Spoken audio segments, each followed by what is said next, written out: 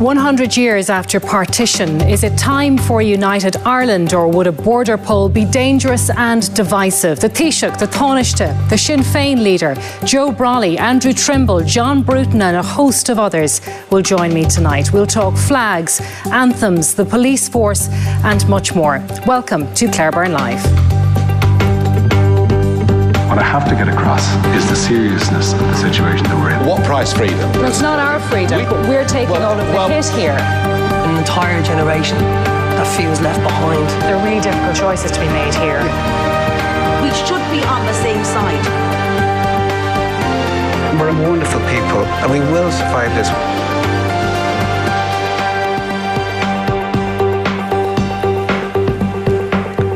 Hello and welcome to the programme. Almost after exactly a century of partition in Ireland, could change be on the way?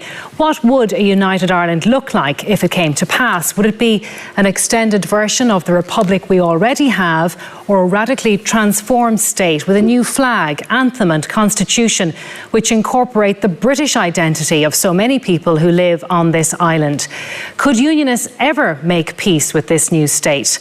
And could this be our Brexit moment if we don't work it out properly in advance? Well, tonight I'll be putting these questions to people from north and south of the border, those in favour of a united Ireland and those who are totally opposed to it. But first, let's have a look back at a century of two separate states on this island.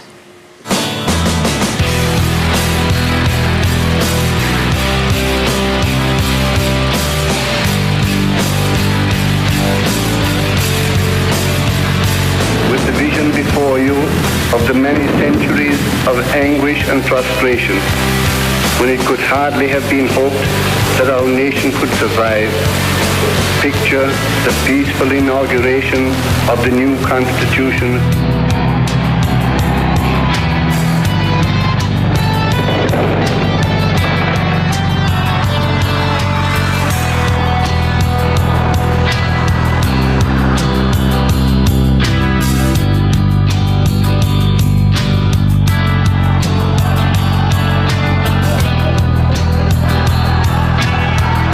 13 of their men and boys were shot dead by the British soldiers here yesterday.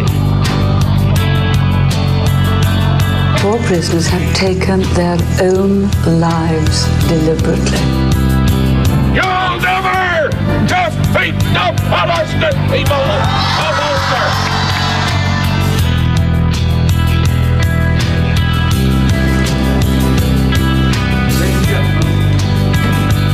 Well, we want an Irish Republic based upon the 1916 proclamation, the ownership of Ireland for the people of Ireland. It's 12 midday on Sunday, July 20th, 1997, and another IRA ceasefire has come into effect. We must dedicate ourselves to making this agreement work in its entirety. And that work begins today, not ends. The massive car bomb in Omagh exploded at 3:10 in the heart of the town's busy shopping area.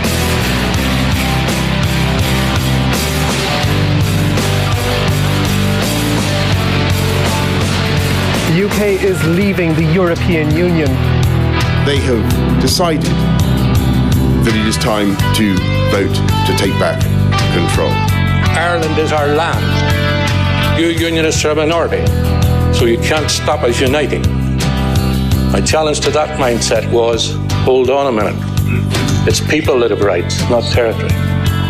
And when people are divided, they can only be brought together by agreement.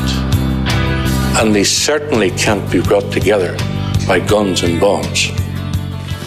Well, just yesterday, a census was carried out across Northern Ireland. For the first time ever, the results are expected to show a Catholic majority. Of course, this doesn't automatically mean a majority in favour of a united Ireland, but along with the turmoil created by the Northern Ireland Protocol, it will add to the conversation about a border poll that has been building since Brexit. It's a difficult conversation for some people on the island, but given the huge changes that have taken place over the last 5 years, we wanted to explore the issue of a united Ireland from as many angles as possible tonight. And I'm joined here in the studio by Taoiseach Leo Varadkar and Sinn Fein leader Mary Lou McDonald. You're both very welcome. Thank you for coming in tonight. Mary Lou McDonald, I want to start with you because often Sinn Fein are accused of going into this conversation bullheaded without having any consideration for loyalism or for unionism. But looking at your own document on this, there are a lot of things that you are prepared to consider and prepared to look at here. I see new symbols and emblems to reflect an inclusive, agreed Ireland. So does that mean that you're looking at the tricolour and saying, out, Arán na Bhíon, out, the Constitution, Bunreacht na Héireann, out, in order to win the ultimate prize for you, which is United Ireland? Well, let's just start from first principles, Claire. I mean, the fact is that this conversation is now underway. And I think it's a wonderful thing that people from different perspectives here in the studio this evening have the chance to air at least some of those perspectives. And the truth is that we need to begin preparation now for constitutional change. And that means all of us have to be involved in the conversation. You ask about flags and emblems, all of which are important matters, sensitive matters. But generally speaking, the people that I talk to who have an interest in reunification, they actually start at a different place. They start by asking the question, what does New Ireland look like for me, for my family, for my community? What does healthcare look like in a united Ireland? What does the housing system look like? What does education look like?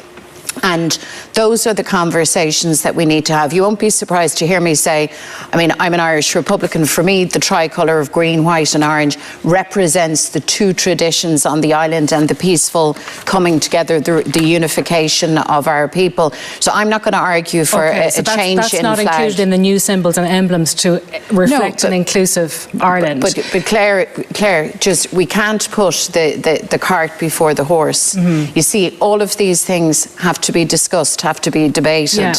And everybody needs to bring their perspective to the table. That's the nature of a deliberative process. And by the way, this is a really exciting opportunity. We have the chance now. Is it a united Ireland or is it a whole new country?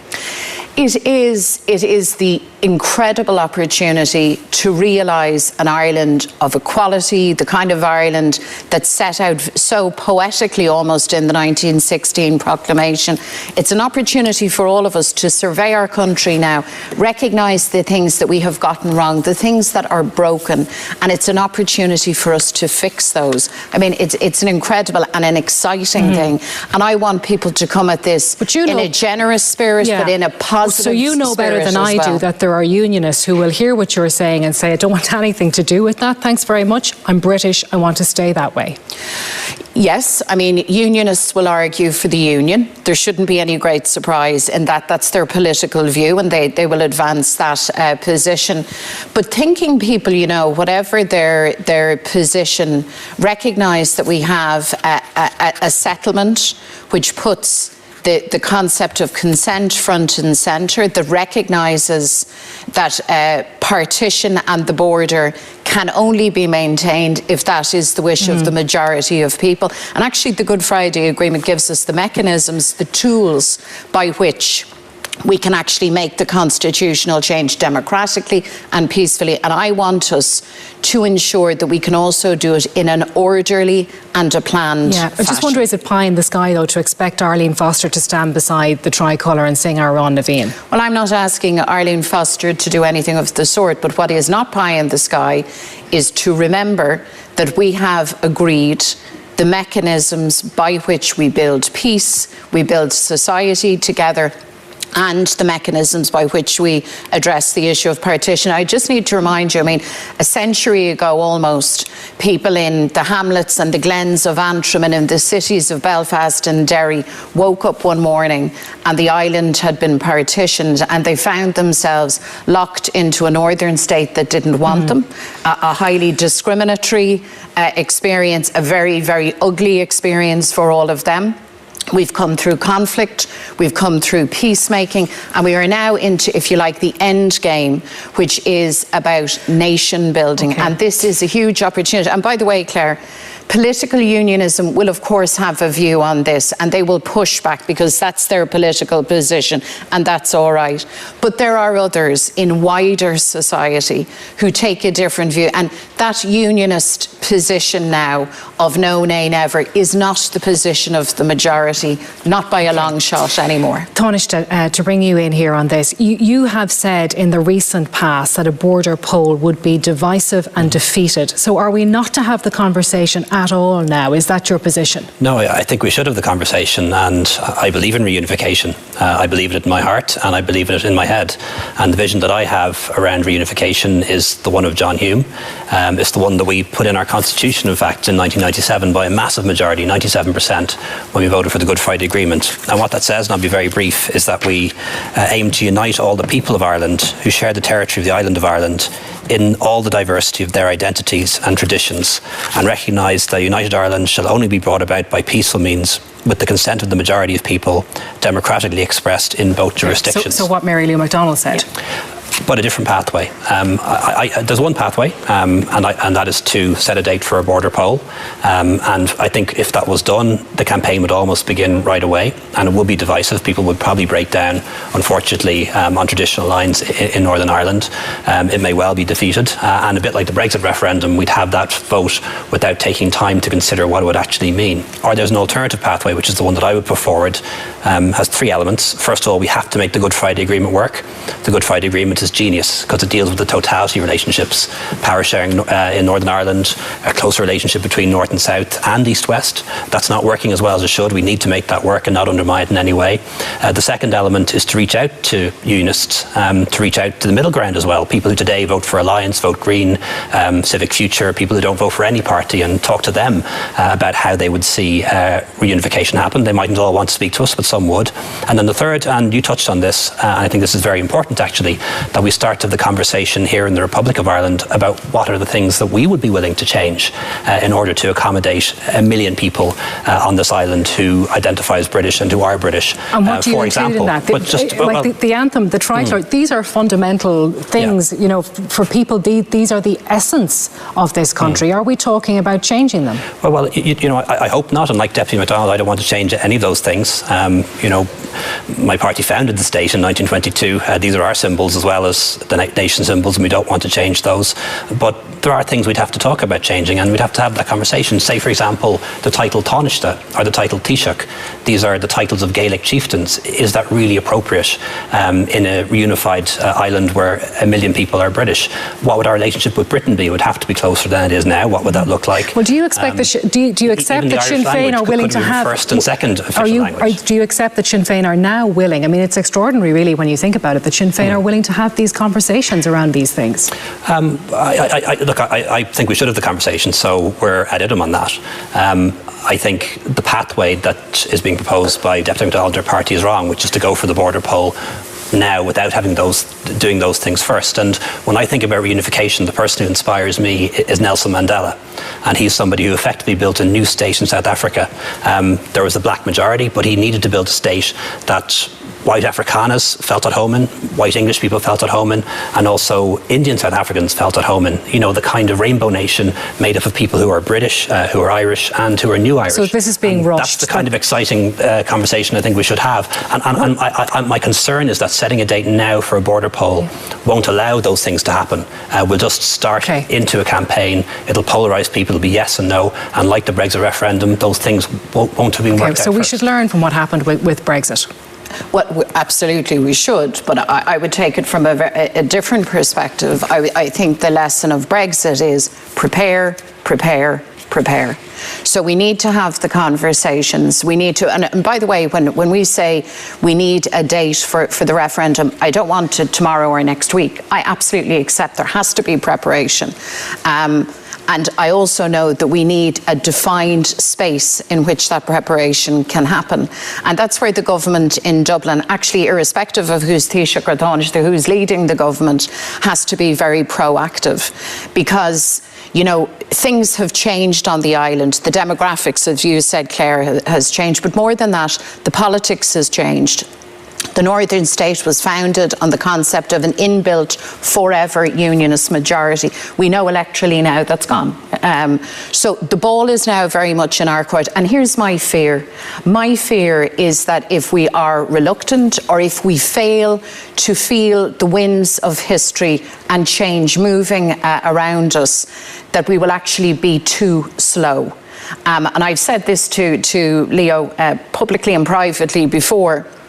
I actually think at this stage it is reckless not to prepare. This conversation is underway, and it's underway not only in nationalism and republicanism, but in unionism too. And Peter Robinson, a former leader of the DUP, coined that phrase, referendum denier. And we can't be deniers of the change that's around us. And more than that, we need to appreciate that there is a big opportunity for change here. So, but the government is preparing for change, isn't it, with this shared island unit? That is laying the groundwork. Well, that is an initiative that is about dialogue and conversations, all of which is great stuff, and by the way has been going on for a long time, and we will back that to the hill. That's good in as far as it goes, but it does not bore into and get under the bonnet of the profound systemic changes that need to happen. And when we talk about creating a new Ireland for everyone, yes, we mean the North. Yes, we mean British citizens. Yes, we mean our Unionist brothers and sisters. But we also mean a new Ireland for our young people. We mean an opportunity for people who live in the regions who have been left behind. I could cite the border region, or I could cite the West. Parts of Ireland that have not thrived in the way that they can and they must. So this is an economic opportunity, it's a social opportunity, it's a political opportunity, and it will be challenging. But we can get there. This is not beyond us, but we have to be prepared, and that preparation needs to start now. Okay, what about unionism though? How is unionism brought along to this point where they will accept and be comfortable with a united Ireland? Well, I think we agree that the tectonic plates of Irish politics have changed, and this conversation has now begun. The Good Friday Agreement provides for a referendum north and south on reunification, so it's a legitimate political objective and aspiration to want that. I think the mistake would be setting a date now. It's almost like setting a date for your marriage before you've had a courtship so or not, before you've been engaged. Not even 2028, as Bertie Ahern, negotiator of the Good Friday Agreement, said might be appropriate. I think you do those three things first. You make the Good Friday Agreement work the way it's not now. You engage with unionists. But is 6 years' time too soon? And we talk about ourselves, about what we're willing to change to accommodate the million people in Ireland who are British. But to answer your question, it might not be too soon, by the way, but it's not the date that is what we should be focusing on. It's getting those three pieces into place first is what we should focus on. But to answer your question, I'm realistic about this. There are a million people on this island who are British. They are unionist. Nothing is going to convince all of them, or even the majority of them, to change their mind on that. And that's, you have to understand that fundamentally. But there may be some who might be willing to talk to us about how the nation might be reunified. And there is that middle ground that I talked about. And what Deputy McDonald says is correct. There's no unionist majority yet anymore in Northern Ireland. There's also no nationalist majority in Northern Ireland. Well, I'm sure people watching this have noticed the common ground that exists between the two of you. But you have previously said, and very recently, that Sinn Fein is the biggest obstacle to this happening.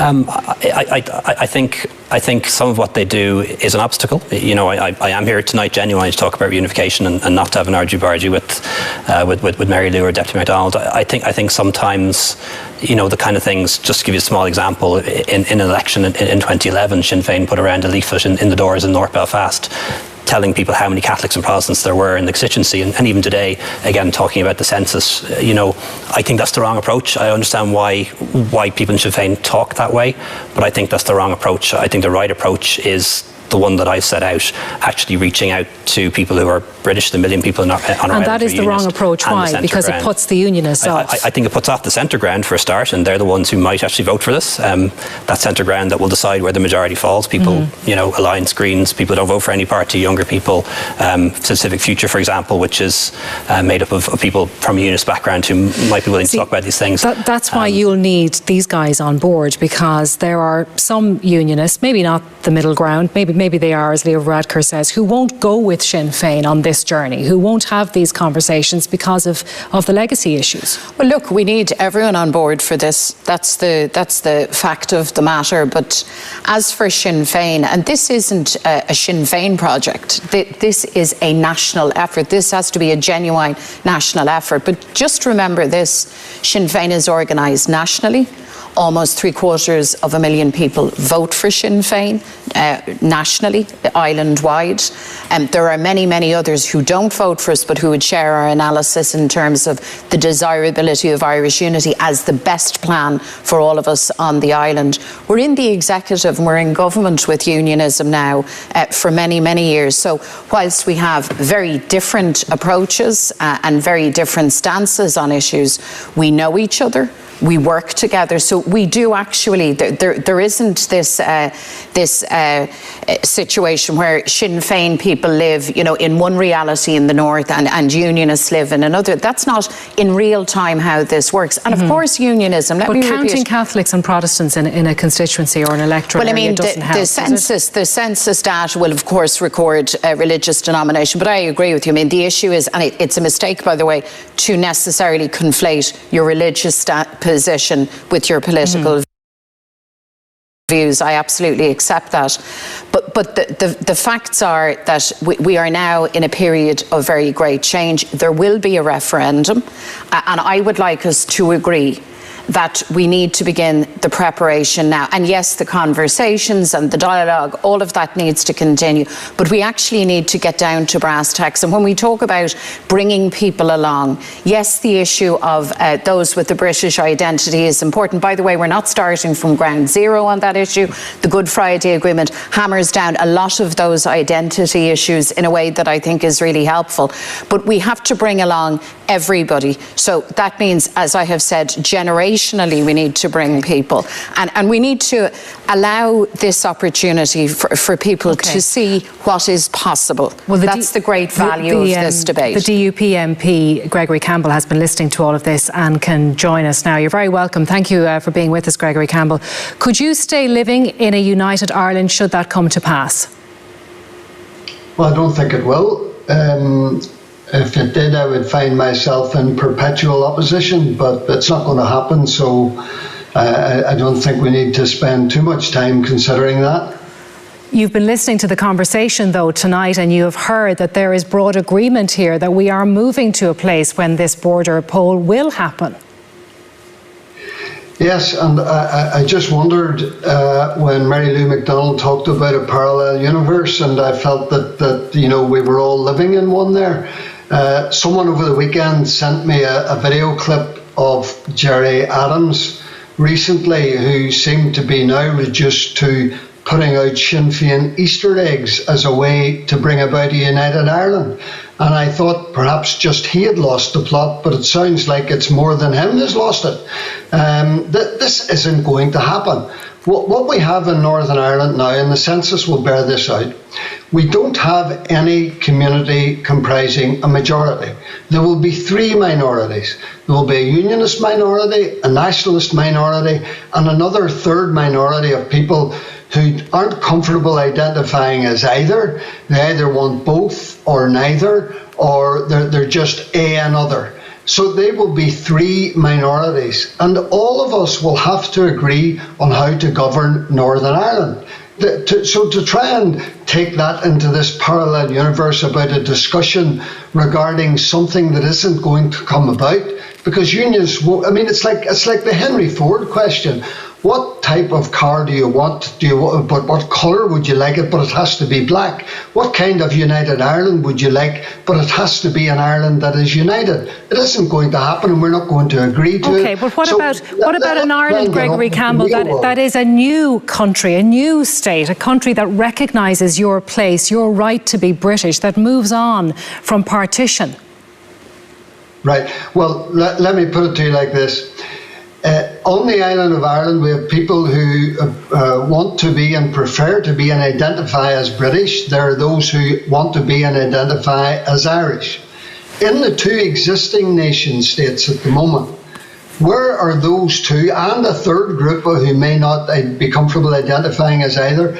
In which jurisdiction are those three identifications more clearly outlined and more comfortable with each other at the moment? And the answer is within Northern Ireland. People can be Irish, they can be British, or they can be neither. But you can't say that of the Irish Republic or any renewed definition of a new republic. So, people would be better working within the concept of what we have at the moment and building agreement on that, rather than going off into cloud cuckoo land and trying to devise mechanisms that they know we won't agree with. Okay, Leo Varadkar, as you know, Gregory Campbell is here. Do you want to explain to him why that situation can't be sustained and why we have to move towards this border poll? I actually think Gregory makes some really interesting points, because the Good Friday Agreement says that people can be British or Irish or both, and should be recognised and accepted as such. That may well be a concept that we would apply to reunified Ireland, that you'd be British or Irish or both. Or neither. We would be a multinational or binational reunified island. And I think a point that you made there, which is spot on, is there are actually now 3 minorities in Northern Ireland, and that touches the point that I was making earlier, because potentially 2 minorities could be a majority. And that's why I think speaking to the centre ground and not putting off the centre ground is so important in terms of bringing this this project forward. So, I mean, you can hear the concern there and the opposition that Gregory Campbell has to us having this conversation. Is there any words of comfort that you can offer somebody in his position? I've met Gregory on many occasions. He's a unionist. I respect him. I know there's nothing I'm going to do to convince him to change his mind on this, and I think I'd be disrespectful to him if I thought there was. But I do think that there potentially is a majority in this state and in Northern Ireland for reunification, for a new state. Therefore, we have an obligation to try to advance that. And I think also potentially one thing we should put on the table, perhaps for a period, perhaps for a generation, is joint sovereignty. The possibility that we would have a period of transition for I don't know how long, that would involve Gregory Campbell's laughing at that. Northern Ireland, still the Good Friday Agreement still operating with joint Gregory sovereignty. Campbell, why are you smiling there? You just don't get it, do you? I mean, you just do not get it. We are British. Those 3 words. We are British. There's nothing you can say, nothing you can do that will change that. Just as the people who say we are Irish, there's nothing I can say or do that will change that. What we all have to do, in my view, is to try and devise systems of government in Northern Ireland and in your country, in the Republic, that all our communities are comfortable with, that no one feels threatened, no one feels endangered, no one feels that their citizenship, their cultural identity or outlook is endangered in any way, and we can then build a better future. Okay, Mary Lou McDonald wants to come in there. Go ahead. So, Gregory, nobody is trying to talk you out of your identity. That would be patent nonsense. You are British. You've said that loud and clear, but what's more, the Good Friday Agreement resolves the issue of identity as the Taoiseach has set out, to be Irish, to be British, to be both. That's a settled matter. That's not something that we have to grapple with. That's an accepted norm now. The challenge will be for the British state to ensure that the British citizens on this island still have their papers, have their passports, and the rights, the citizenship rights that accrue. And that is a worthy thing, and we need to nail that down. Gregory's never going to agree to a reunified Ireland. There is no shock horror in that. That's Gregory's position. He's not going to change his mind. He's not alone. There is a sizable cohort of people whose identity is threatened by this conversation. And Claire, there is a whole other sizable number of people who don't share that view.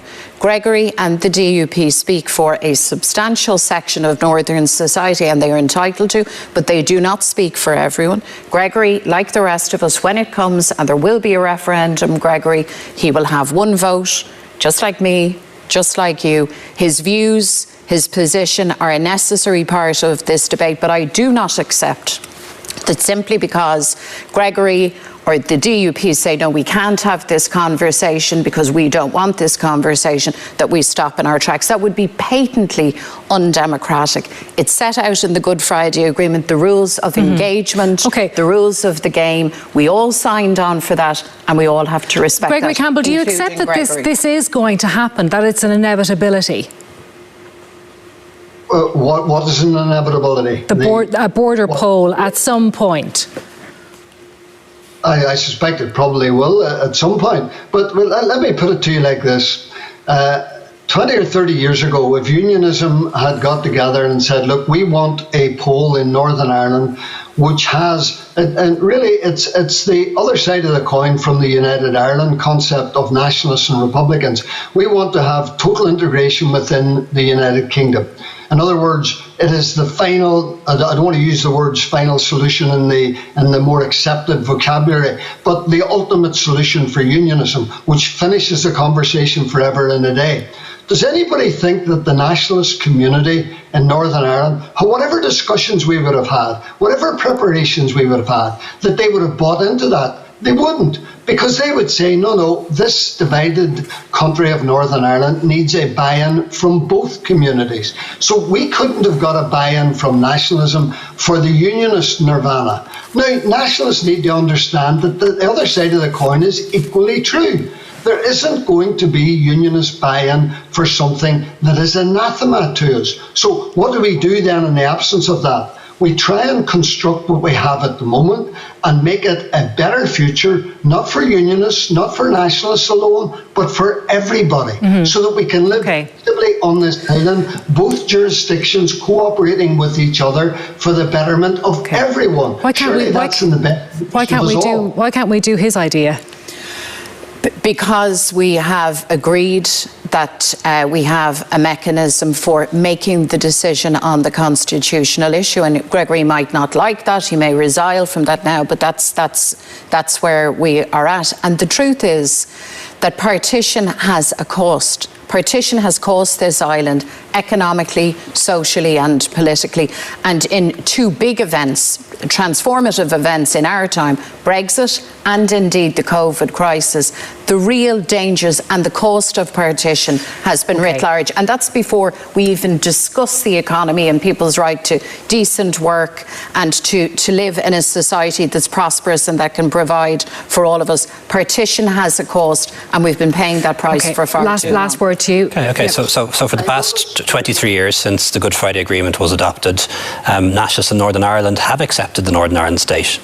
They want United Ireland, but they have accepted the Northern Ireland state with these special arrangements under the Good Friday Agreement. The reverse may become true in the future, where a minority in Northern Ireland of people who are unionist may wish to talk to us about the arrangements which they might accept. And I think Gregory and people around him need to consider that possibility in the way Peter Robinson has, for example. But in the meantime, the Good Friday Agreement is what we need to use, whether it's the response to COVID, whether it's the economic recovery that's going to come afterwards, whether it's cooperation around climate or transport.